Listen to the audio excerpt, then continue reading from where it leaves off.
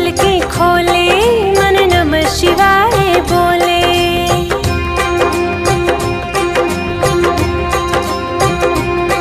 सूरज जब पलकें खोले मन नमः शिवाय बोले।